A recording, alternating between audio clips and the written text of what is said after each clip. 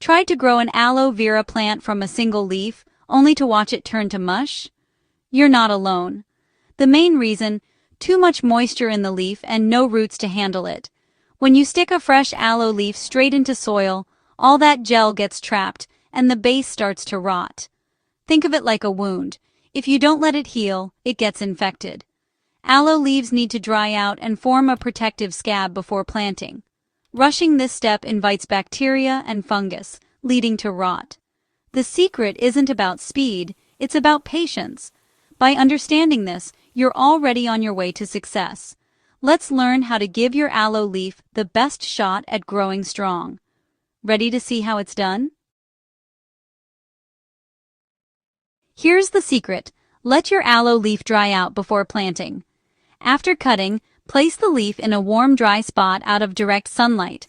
Wait a few days to a week for the cut end to form a dry, firm callus. This callus protects the leaf from rot once it's in soil.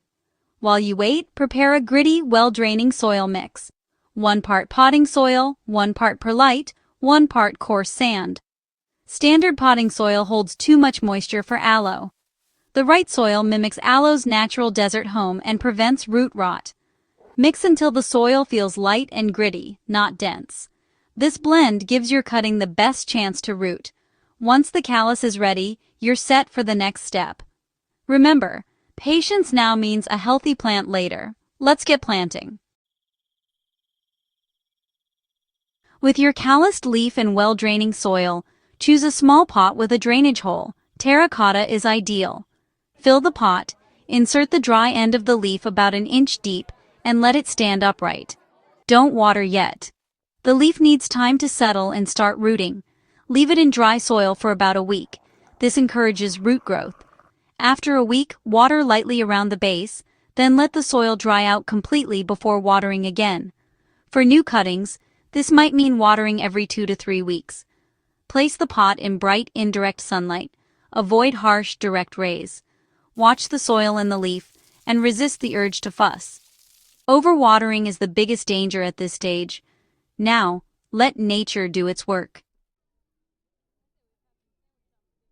In a few weeks, you'll notice the leaf stays firm and upright, signs roots are forming. If the leaf wrinkles a bit, that's normal. It's using stored energy to grow roots. The real excitement? A tiny new aloe pup will emerge at the base. The original leaf may shrivel and die as the new plant grows. This is expected. Once the pup is established, care for it like any aloe: bright, indirect light and infrequent watering. You've turned a single leaf into a new plant. Growing aloe teaches patience and the magic of nurturing life. Start your own aloe journey. Success is just a leaf away. Happy growing.